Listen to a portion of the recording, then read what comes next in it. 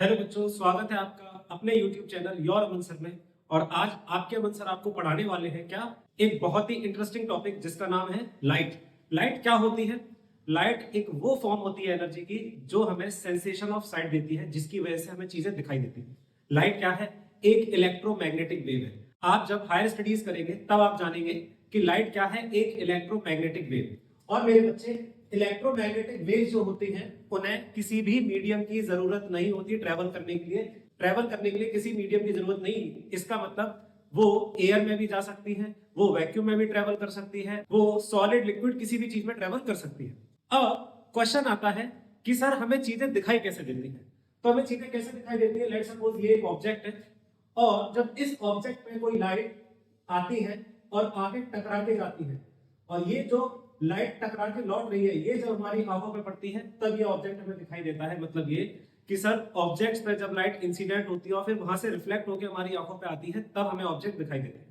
Object दो तरीके के हैं, कौन कौन से? Luminous and non luminous. Luminous objects क्या होते हैं? वो ऑब्जेक्ट जिनकी खुद की लाइट होती है, खुद की रोशनी होती है, जो अंदर से लाइट प्रोड्यूस करते हैं। इसका मतलब हैव देयर ओन लाइट, उनकी खुद की लाइट है। जैसे कि हमारे पास बल्ब हो गया, ठीक है, सन हो गया, ये क्या है? लुमिनस ऑब्जेक्ट्स है। और ऐसे ऑब्जेक्ट जिनकी खुद की लाइट नहीं होती, जो दूसरे की लाइट को रिफ्लेक्ट करके ग्लो करते हैं या चमकते हैं, उन्हें कहते हैं हम नॉन लुमिनस ऑब्जेक्ट। जैसे कि मैं, आप, ठीक है, वॉल, मिरर, एक्सेट्रा। अब इसके बाद तीन और तरीके के ऑब्जेक्ट्स होते हैं, जैसे कि हम जानते हैं सबसे पहला है ट्रांसपेरेंट ऑब्जेक्ट, दूसरा होता है वो होता है ट्रांसलूसेंट, और तीसरे होते हैं ओपेक। अब ये तीन तरीके के ऑब्जेक्ट्स क्या होते हैं मेरे भाई? ऐसे ऑब्जेक्ट्स जिससे लाइट 100% पास हो जाए, ऐसे ऑब्जेक्ट जिनसे लाइट 100% पास हो जाए उन्हें क्या कहते हैं? Transparent objects. ट्रांसलूसेंट क्या होते हैं सर? ऐसे ऑब्जेक्ट जिससे कुछ लाइट तो पास हो जाती है पर कुछ लाइट पास नहीं हो पाती। जैसे कि आपने देखा होगा कुछ ग्लासेस आते हैं, या फिर बहुत थिन शीट ऑफ पेपर जो होती है उसमें से कुछ लाइट आर पार जाती है, कुछ नहीं जा पाती। तीसरे ऑब्जेक्ट्स, ओपेक ऑब्जेक्ट्स क्या होते हैं? जो बिल्कुल भी लाइट को ट्रेवल करने नहीं देते खुद से, वो 100% लाइट को ब्लॉक कर देते हैं। ऐसे ऑब्जेक्ट्स क्या कहलाते हैं? ओपेक ऑब्जेक्ट्स कहलाते हैं। अब हम पढ़ते हैं रिफ्लेक्शन क्या होता है। सर रिफ्लेक्शन किसे कहते हैं? लेट्स सपोज ये एक सरफेस है, ठीक है, लाइट इसमें आती है और टकराने के बाद वापस इसी मीडियम में लौट जाती है। मान लो ये कोई मीडियम है, मीडियम जैसे कि एयर, तो लाइट एयर से आई, टकरा के वापस लौट जाती है किसमें? एयर में। इस फिनोमेना को क्या कहते हैं? रिफ्लेक्शन। तो रिफ्लेक्शन क्या है sir? Bouncing back of a light in a same medium after striking a surface. किसी भी सरफेस से टकराने के बाद लाइट अगर उसी मीडियम में वापस लौट के जाती है तो इसे रिफ्लेक्शन कहते हैं। अब अगर हम बात करें टाइप्स ऑफ रिफ्लेक्शन, तो रिफ्लेक्शन दो तरीके का है। एक है रेगुलर रिफ्लेक्शन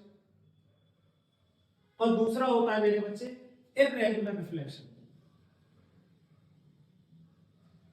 इररेगुलर रिफ्लेक्शन को हम डिफ्यूज्ड रिफ्लेक्शन भी कहते हैं। क्या कहते हैं? डिफ्यूज रिफ्लेक्शन भी कहते हैं। रेगुलर रिफ्लेक्शन में क्या होता है? लेट्स सपोज ये एक स्मूथ सरफेस है। कैसा सरफेस है मेरे बच्चे? स्मूथ सरफेस है। लाइट इसमें आती है, इंसिडेंट होती है। ये जो लाइट इंसिडेंट हो रही है ये चारों एक दूसरे के क्या है? पैरेलल है। ये चारों लाइट एक दूसरे के पैरेलल है।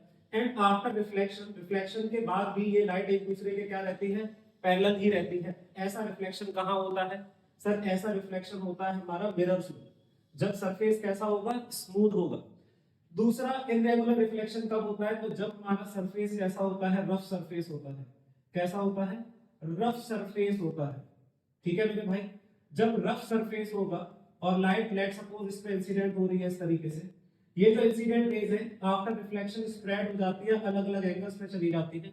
ऐसा रिफ्लेक्शन क्या कहलाता है? इररेगुलर या फिर डिफ्यूज रिफ्लेक्शन। ये कहाँ होता है सर? वॉल पे। तो जो मेरे बच्चे वॉल्स होती है हमारी। अब हम सीखते हैं कुछ टर्म्स रिलेटेड टू रिफ्लेक्शन जो रिफ्लेक्शन में यूज होते हैं। लेट्स सपोज ये है हमारा पॉलिश्ड सरफेस। पॉलिश सरफेस मतलब जहां पे हमने पॉलिश कर दिया, स्मूथ बना दिया है, ठीक है, मैंने इसके लिए डैश डैश लाइन बना दी है। अब जो लाइट इस पे गिरेगी इसे कहते हैं इंसिडेंट रे। क्या कहते हैं दोस्त? Incident ray. और जिस पॉइंट पे ये टकराती है इस पॉइंट को कहते हैं पॉइंट ऑफ इंसिडेंस, ठीक है दोस्त, ये है पॉइंट ऑफ इंसिडेंस। अब होगा क्या सर, जैसे ही ये लाइट इस पे आके टकराती है ये रिफ्लेक्शन फिनोमेना करेगी और ये लाइट ऐसे लौट के चली जाएगी उसी मीडियम में।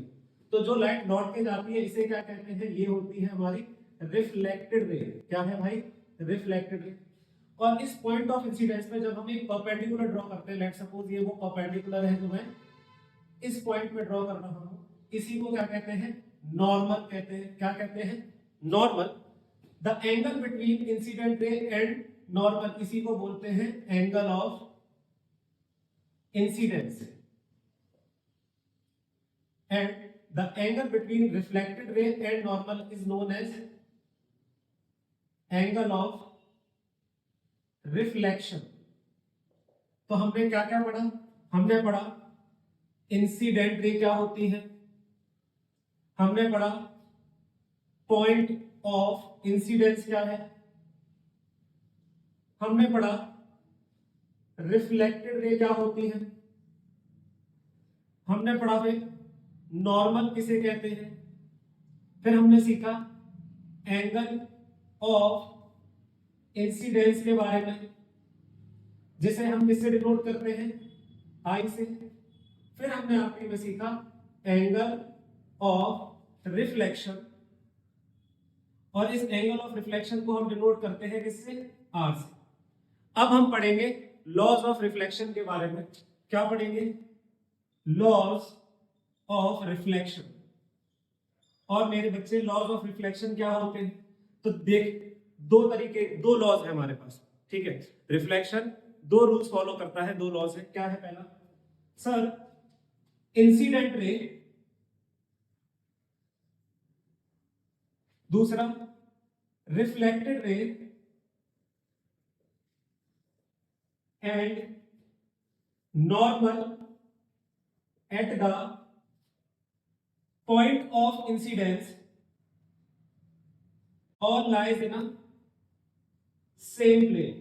ये तीनों लाइन जो होगी वो एक ही प्लेन में लाई करेंगी। एक ही प्लेन में लाई करने का मतलब क्या है, ये जो तीन लाइन होगी कौन सी, इंसिडेंट रे, नॉर्मल और रिफ्लेक्टेड रे, ये एक प्लेन से पास होगी।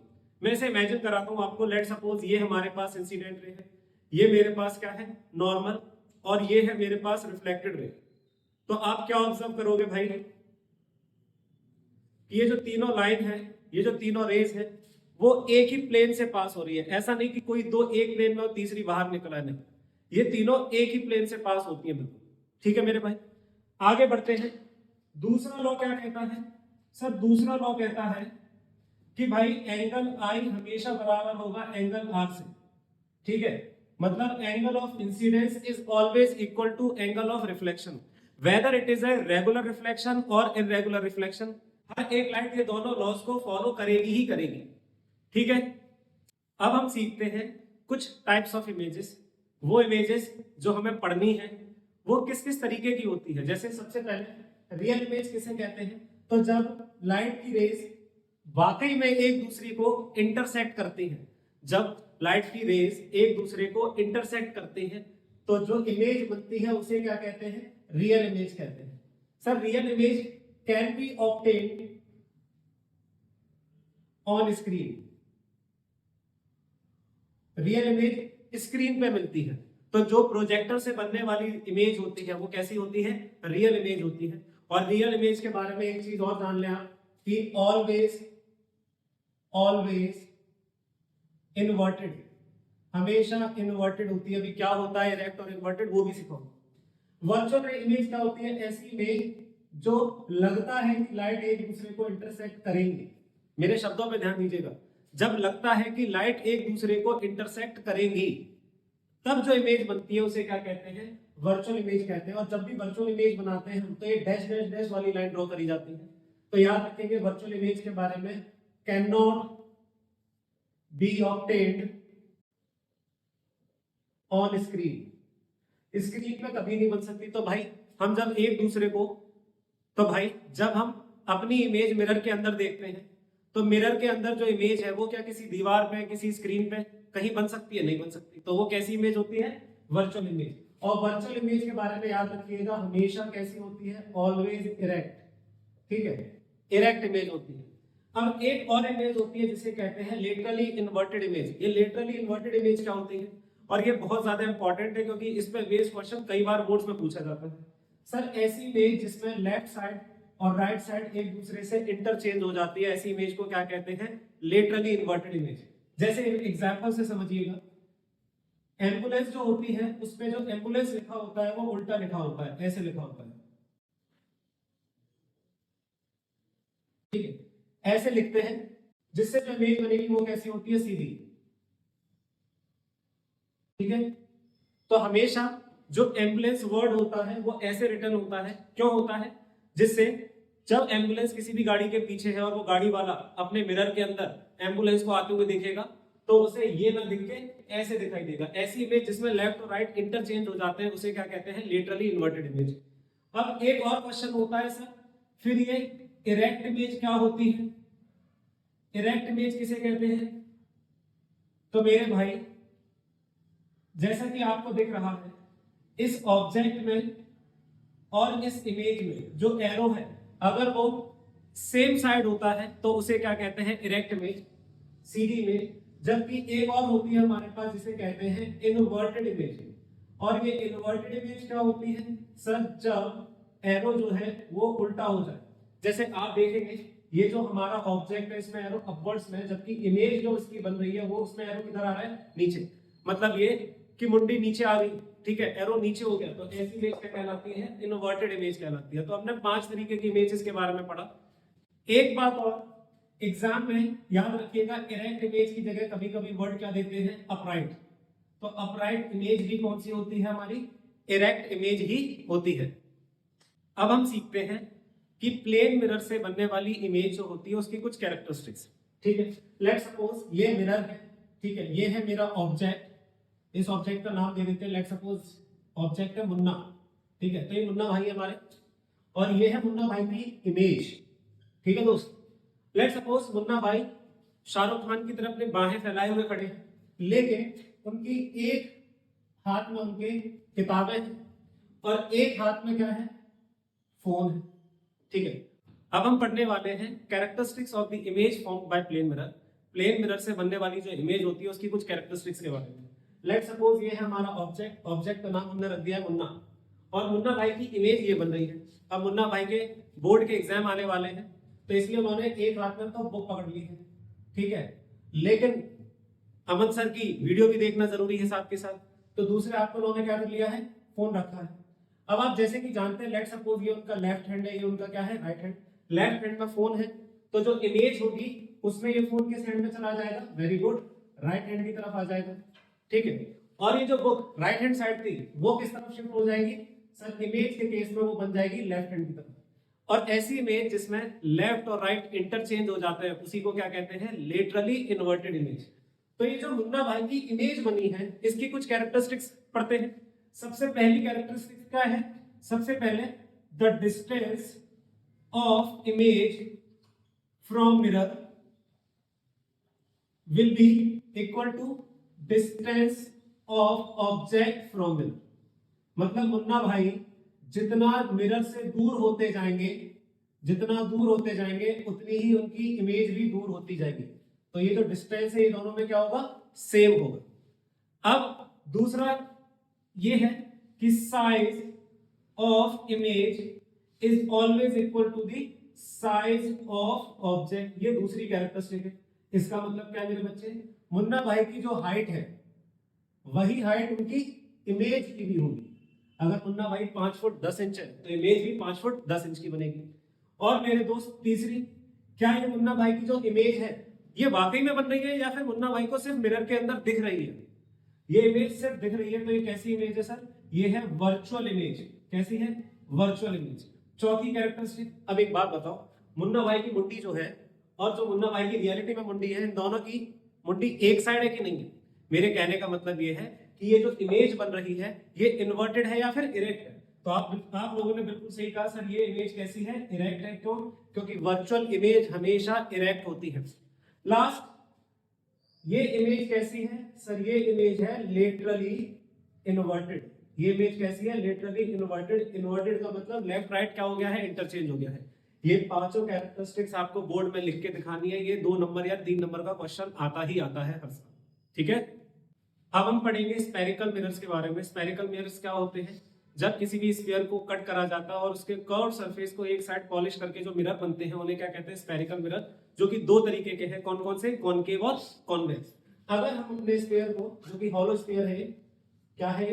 हॉलो स्फीयर, अगर इसको इस तरीके से कट करें जिससे ये जो हिस्सा मिला इसका, इस हिस्से को एक साइड से क्या कर दे? पॉलिश कर दे, तो ये जो बन गया वो क्या बन गया? Concave mirror.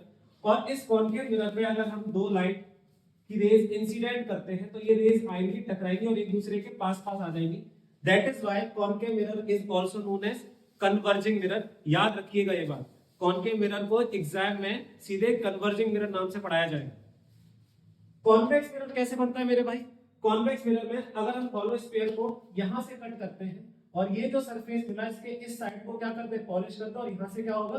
रिफ्लेक्शन होगा। तो ये जो मिलेगा हमें वो क्या होगा? कॉन्वेक्स मिरर होगा। और कॉन्वेक्स मिरर पे लाइट की रेज इंसिडेंट करी जाएंगी तो वो एक दूसरे से दूर दूर हो जाएगी। ये लाइट की रेज गई, टकरा के दूर दूर हो गई, इसीलिए इसे किस नाम से भी जानते हैं सर? हम इसे जानते हैं डाइवर्जिंग मिरर के नाम से। अब हम क्या पढ़ेंगे? अब हम पढ़ेंगे कुछ terms related to spherical mirrors, ठीक है। Terms related to spherical mirrors, जैसे ये जो लाइट जो मिरर को 2 इक्वल पार्ट में डिवाइड करती है उसे क्या कहते हैं? Principal axis. क्या कहते हैं? प्रिंसिपल एक्सिस, ठीक है। प्रिंसिपल एक्सिस जिस पॉइंट पे मिरर से मिलती है, टकराती है, उस पॉइंट को क्या कहते हैं? पोल। हमने इस मिरर को इस साइड से क्या कर दिया? पॉलिश कर दिया, तो ये अब कौन सा मिरर बन गया? वेरी गुड, ये हो गया हमारा कॉनकेव मिरर। मेरे भाई कॉनकेव मिरर एक किस स्फीयर का पार्ट था ना, तो जब स्फीयर का पार्ट था तो उसका सेंटर भी होगा। तो इस सेंटर को क्या कहते हैं? सेंटर ऑफ कर्वेचर, जिसे डिनोट करते हैं कैपिटल सी से। तो ये है हमारा सेंटर ऑफ कर्वेचर।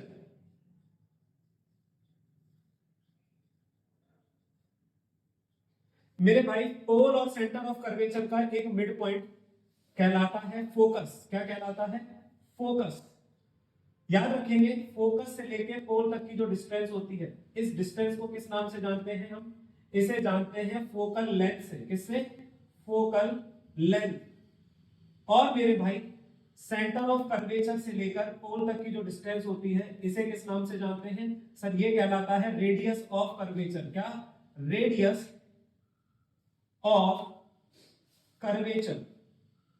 और एक बहुत इंपॉर्टेंट पार्ट जिससे 1 नंबर का क्वेश्चन बोर्ड में बन सकता है वो कि भाई क्या रिलेशन है फोकल लेंथ और रेडियस ऑफ कर्वेचर के बीच में?